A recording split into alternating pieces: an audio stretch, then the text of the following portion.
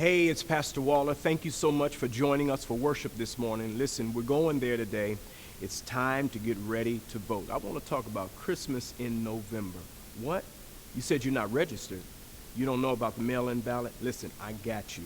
I'm about to turn around, and when I turn around, get your phone out, and you'll have access to everything you need. We need to vote.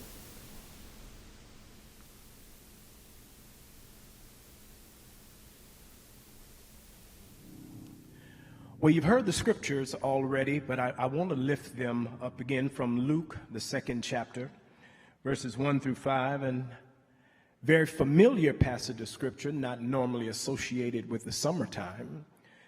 But Luke 2, 1 through 5 says, "And it came to pass in those days that there went out a decree from Caesar Augustus that all the world should be taxed. And this taxing was first made when Cyrenius was governor of Syria.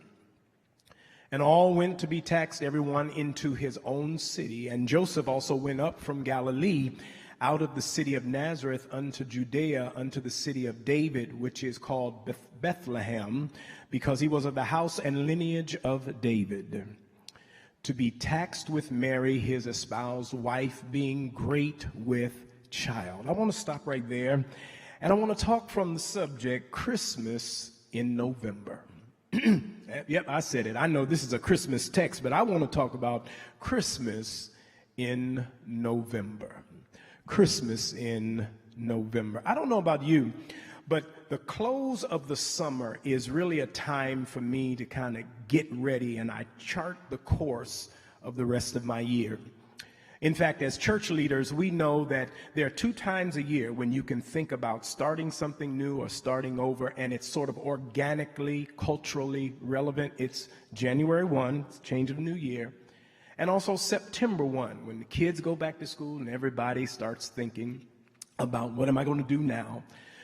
August has always been traditionally a time off for most pastors and churches, kind of shut down, so to speak. And for me, this is normally a time when I start looking at my schedule and I start planning, and honestly, I plan towards Christmas. I mean, I'm usually waiting for Labor Day to hit, and then the preaching revival schedule is going to start. I come up for air at 8 Days of Glory. I dive back in, and the traveling starts, and then you hit the holiday season, but all roads lead to Christmas.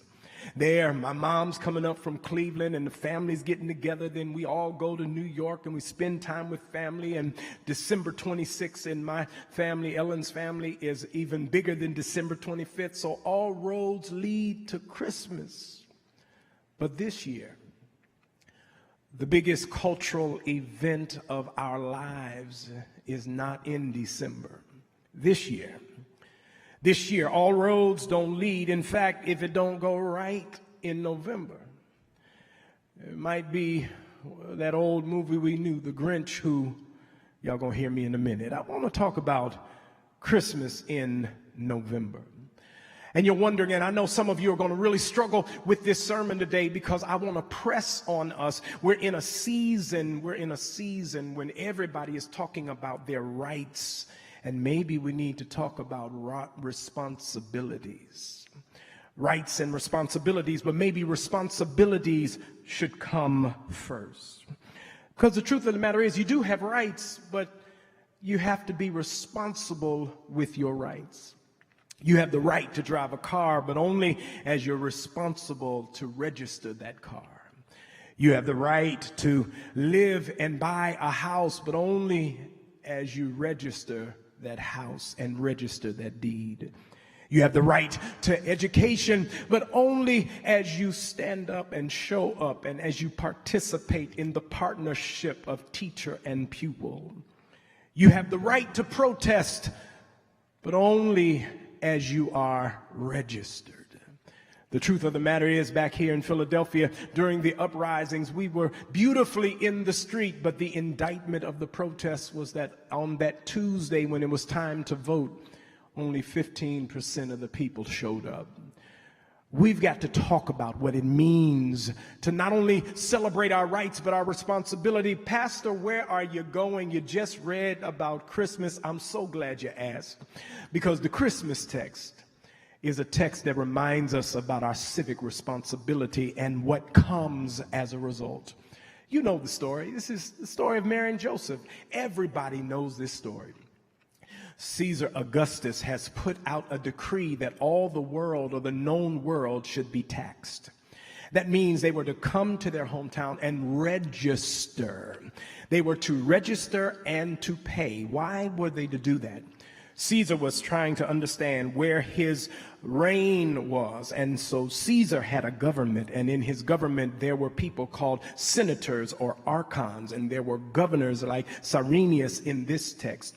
When Caesar Augustus would reign or count everybody, he then knew how many governors he needed and how many archons would represent the different areas. So he set out to tax and do a census of the people. That means they had to go and register. So Mary and Joseph and Mary leave Nazareth and they go to register. They go into Bethlehem, and you know the story. When they get to Bethlehem, because they were of the house of David, they get to Bethlehem and there was no room in the inn, and then Jesus was born in a manger. Where am I going? I'm going to use some language that you're used to hearing and we all need to be talking about, because this text reminds us if Christmas is going to come in November, then there are certain things that we have to do. We have to partner in a cultural expression. We have to be involved so that Christmas comes in November. First thing that comes up for me in the text is, if Christmas is going to come in November, we need voter registration. It's in the text. We need voter registration. Why? The reason that Joseph and Mary had to go up to Jerusalem was to let Caesar know they exist. Do you know that voter registration says you exist? Do you know that you don't exist just because you're here? You need to understand that when you register to vote, it lets the establishment know that you exist. Your Bethlehem is your community. You've got to register to vote. Voting registration and participation influences political will. In other words, every 6 months we have some sort of election, and those that sit in seats of political power will pay attention to who comes out, who is registered, and who shows up, and it influences political will. Right now in the city of Philadelphia, stay with me, in the city of Philadelphia, we're concerned about garbage pickup and street cleaning, and we will be concerned about snow removal. But I want to challenge you to overlay where garbage gets picked up and where streets get cleaned and where snow gets removed. Overlay that with the percentages of voter registration and participation. You will find that it's an interesting juxtaposition between high voter registration and participation and high investment of political will. Get in trouble, Waller. Not only, I'm not coming at politicians, it's a human thing. Do you know that children who have parents who go to the school and pay attention to their child and invest in the process get a different level of involvement from their teachers? Do you know that seniors in nursing homes get a different level of care if they know there's a child who's going to come check on Pop? Don't get mad at me. Do you know that city council pays attention to those who are able to influence who they are by way of voter participation and registration? You've got to register, David. You've got to register, Joseph, to let Caesar know you're here. Let me see if I can make this thing plain. Back in 2008, my daughter Erica used to go to Notre Dame School for Girls. And in 2008, you will remember there were two things that happened. The Phillies won the World Series, and Barack Obama won the presidency. Y'all remember that? So back there in October, when the Phillies won the World Series, everybody was excited. And so they wore uniforms. But right after the Phillies won their World Series, all the kids wore Phillies gear to school without any problem. So then after Barack Obama won the election, little sister soldier, she organized all the girls and they wore Obama gear. And then when she wore Obama gear, interestingly enough, some of the administration took issue, had problem.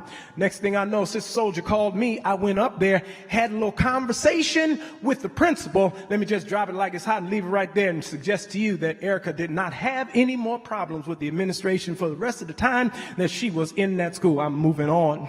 I'm just trying to suggest to you, you've got to register to let somebody know you exist.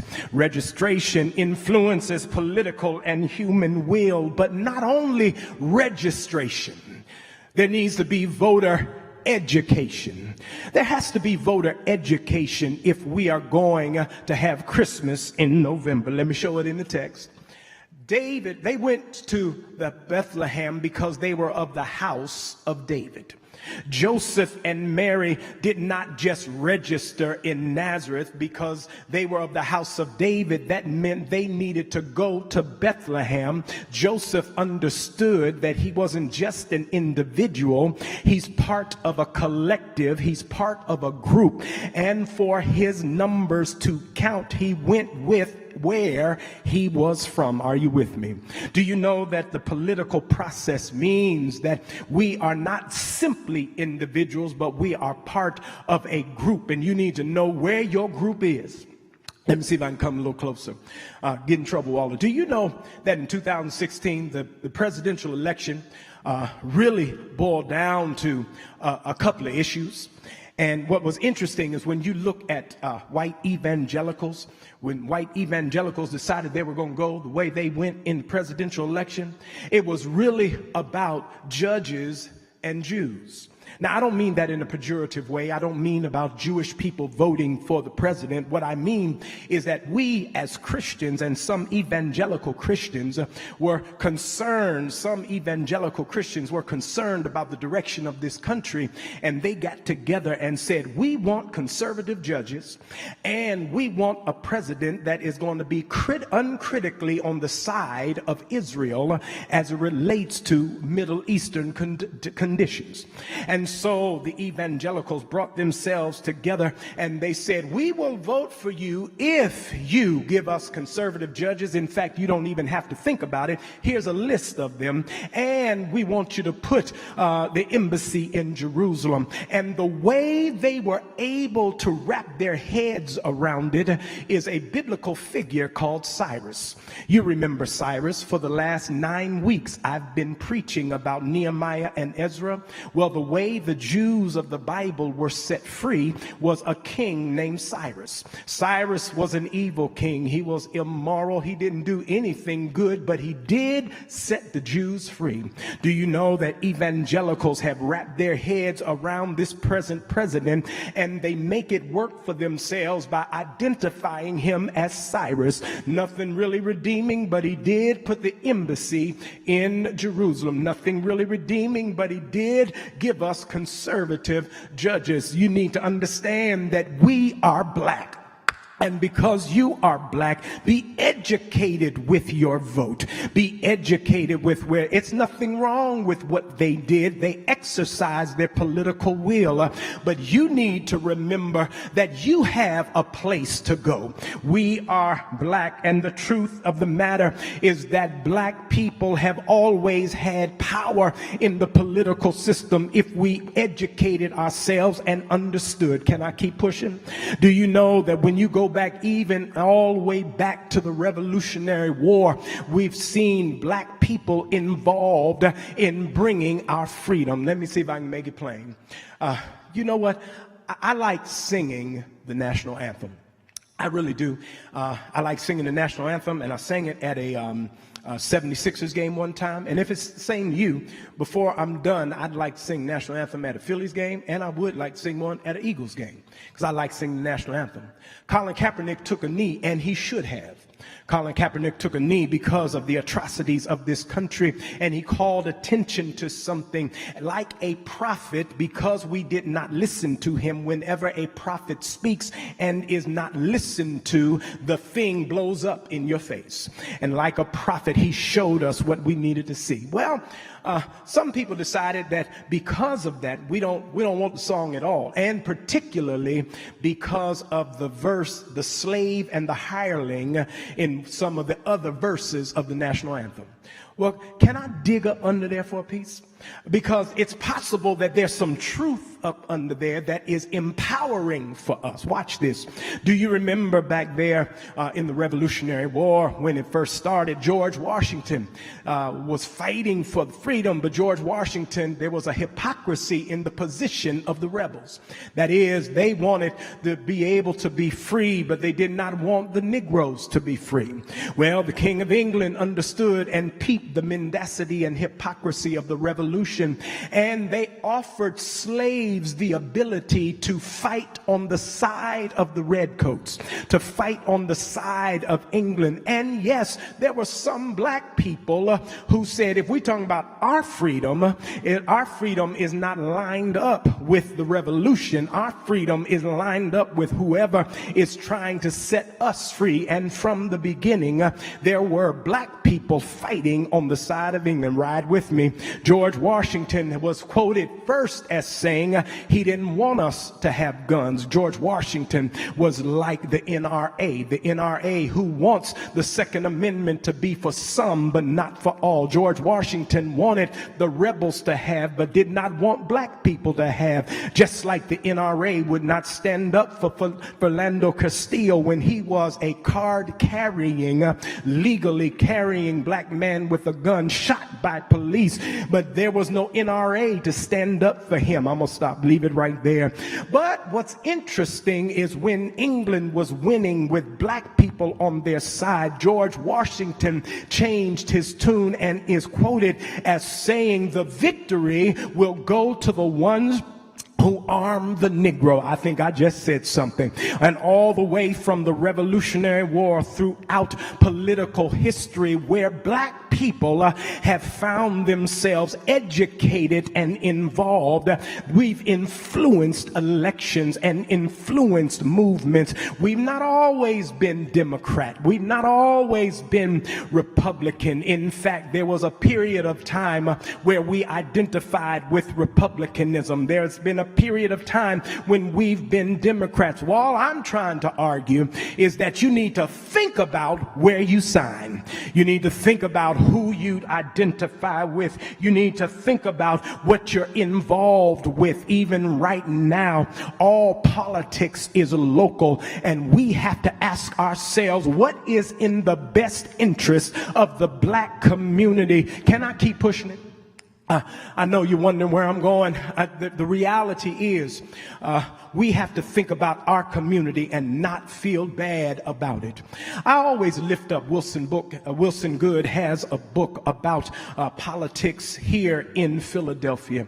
And I recognize that there at times is some ambivalence around Wilson Good. But what I want to suggest to you is that he has written a book that we all need to read. Because as younger black politicians come up, we need to make sure that they are connected with the essence of the movement of the 60s, the essence of the movement of a Hardy Williams and a Wilson Good, of a Joanne Bell, of a Emma Chappelle, of a George Burrell, of a Charlie Bowser. They need to be in the essence. And remember that Cecil B. Moore is more than a street. Remember what they were about, because we live in a day right now where people can use language of minority, diversity, and inclusion and don't mean you. You've got to ask yourself the question, where can I register that will do something, and what political positions will do something for me as a black man? It's all right. We built a train that lots of people are riding on, but we've got to make sure it stops off at our stop. Registration is important. We've got to register just like Mary and Joseph. They went to Bethlehem to register, and we have to make sure that we're educated and know where we need to register. But then there's something else in the text. Please don't hang up on me, because not only do we need voter registration, and not only do we need voter education, but we need voter mobilization. Look at the text. You see, Mary and Joseph lived in Nazareth. Nazareth is 90 miles from Bethlehem, and it's 90 miles through rugged, hilly terrain. In other words, Joseph knew, I've got to go to Bethlehem, and Joseph knew that it was a walk, and Joseph knew that his wife was pregnant. But that did not stop Joseph from going where he needed to go. Can I keep pushing? If a pregnant woman can ride a donkey for 90 miles through the hills of Jerusalem, you can stand in line. If a pregnant woman, you see, it's not only getting registered, but it's also understanding where your registration is, but it's also mobilizing so you get there. Do you know that often there are those who count on our apathy? There are those that count on our inactivity. And I think you and I need to remember that we have to identify with those who have fought for our rights to be there. You can't just sign up, you got to get there. There's a strategy afoot. That's why all of us are wearing these t-shirts. That's why all of us are talking about early voting satellite centers. And that's why all of us are pressing the issues of voter mobilization and even protection. We need to recognize that there are challenges that may keep us from getting to the polls. Normally in Philadelphia, there are over 800 polling sites, but back in July, there was only 190 polling sites. That's why we could not find where we needed to be. We've got to press the system to make sure that we stand up at least 700 of them. We've got to make sure that we've got enough poll workers and volunteers to make it possible that within every 5 block radius, somebody can walk to the polls. But if you can't, we've got to be reminded that in 2016, the election was decided by the margin of our inactivity, and that is 44,000 votes determined it, but 240,000 registered people stayed home. You've got to recognize that if we're going to make it, we've got to be mobilized. That means church vans driving people to the polls. That means families making sure that mama gets there. That means young people helping older people get online. That means helping somebody recognize the need to mobilize. Maybe we need to identify with our brothers and sisters on the continent. You know, back in the 60s during the Pan-African movement, everybody decided, lots of people decided to take on indigenous names, and I celebrate that. I identify with South Africa. I really do. I've been going to South Africa for about the last 15 years, and I identify with being colored from South Africa. Colored and black, we're all together. I identify, if my name's going to be Alan Numdo. Alan Numdo. I identify with Reverend Numdo. That's my brother. That's my, but what I really identify with is when I study what black and colored Africans did when they voted for Mandela. I'm talking about Mandela. I'm just talking about Mandela. When it was time for them to vote, they got out and they got in line. They didn't just stand in line for hours. They stood in line for days. I'm going to try that again. I know we will just have to deal with standing in line for hours. It'll open up in the morning and it'll close at 8 o'clock at night. There might be 12 hours, but I'm talking about days. I'm talking about weeks. When it was time for freedom to happen in South Africa, some Africans understood, I'm going to stay here in the rain. I'm going to stay here no matter what. I'm going to get to where I need to be. That's why we've got these t-shirts on. Some of us are going to go to early voting centers, and some of us are going to mail our votes in, and some of us are going to walk in, and some of us are going to crawl in, and some of us are going to stand online, and some of us are going to drive people to the polls, and some of us are going to aid others, but we will not be denied because we're going to mobilize. We're going to mobilize. I know you're wondering, is this a sermon? Yes, it's a sermon. It's a sermon because I'm in the text. I'm in the text because Mary and Joseph teach us that we need to register. Mary and Joseph teach us that we need to be educated. Mary and Joseph teach us that we need to mobilize.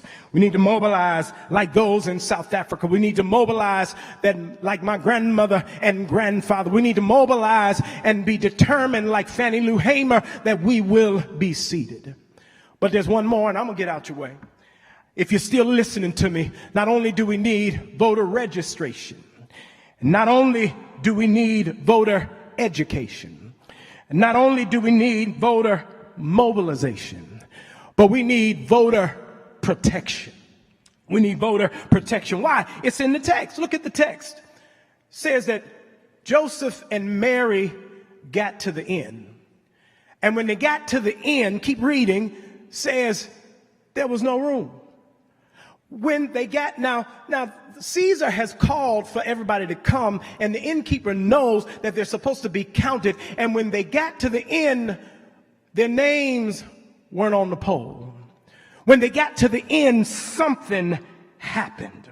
When they got to the end, they were taken off the roll, so she ends up going in a manger. What happened? Why am I using radical language of protection? Why couldn't I just stop right there?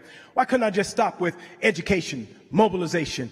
Protection sounds like something else. Well, let me see if I can make this thing plain. I'm gonna get out your way. You know, I was reading, and there's a scientific term called falsifiability. You know what falsifiability is? A scientific term and falsifiability is what determines whether something is scientific or non-scientific. And it also has philosophical implications. So falsifiability means that if something claims to be scientific, it has to be able to be proven false. In philosophical context, if something claims to be a philosophical principle, then the terms upon which that principle does not apply needs to exist. So if you claim that it is a principle, there needs to be grounds for which it no longer is a principle. Can I push it? I vote Republican because I believe in limited government, personal choice, family values, and patriotism. All right? If that's your principle, then if government is corrupted and personal choice is co-opted and family values don't exist and you still vote that way, it's not principled. Falsifiability suggests that ain't a principle. It's something else. In other words, we're talking about when we start wrestling with some of the stuff that we're wrestling with, what we realize is that we're not wrestling with just a political conversation. We're wrestling with something else. Come on to the text. What kind of innkeeper doesn't let a pregnant woman in? What kind of innkeeper, what kind of man doesn't let a husband with his wife who is pregnant come in to the inn? If he really is about the system, he wants to let an innkeeper in. The innkeeper ought to let a family in, but you need to understand, Dr. William J. Shaw was preaching from this text and reminded us, you see, at the end, The inns, you and I think of these inns as a Marriott. But you need to understand that what these inns really were was a place of raucous partying. There was a particular type of culture in the inn. There was a particular thing that was going on that this baby and family would disrupt.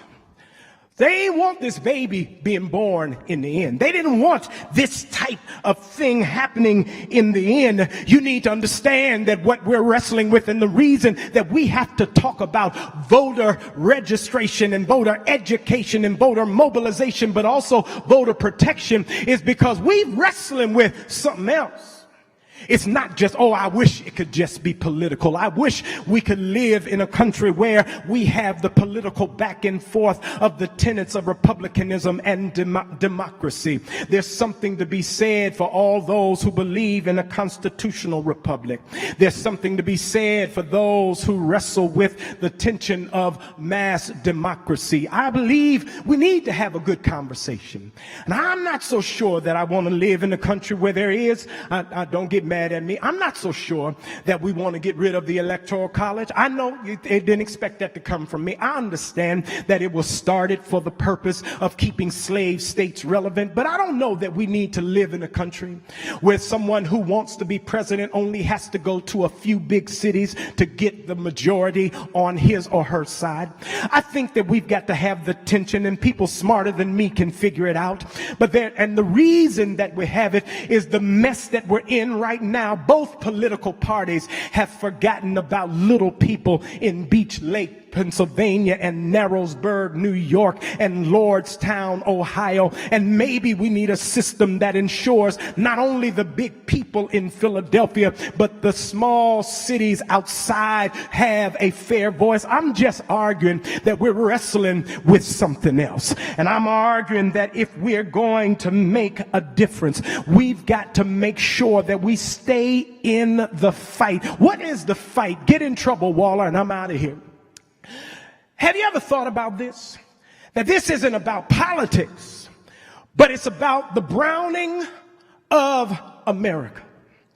Have you ever thought about this? That the possibility exists that whoever you vote for, and I'm not here to tell you who to vote for, whoever you vote for might be the last white man to be president for a while. I don't say that with fear. I say that with celebration of the diversity. But what it looks like is that whoever wins might be the last white man for the foreseeable future as president, and many of us welcome that, but there are some who are going to fight against that with every tooth and nail. Some don't want to give it up. You wonder where I'm going, and the reality is that's why we need lawyers, and that's why we need activists, and that's why we need prophets, and that's why we need militia, and that's why we need mothers and fathers, because we're going to have to fight for our rights. Can I keep pushing? Well, you're wondering where I'm going. I'm already in trouble with you, but I'm going to just raise this question. What we going to do? Joseph, what you going to do? I mean, they're not letting you in. They clearly don't want you or this baby in here. So what you going to do?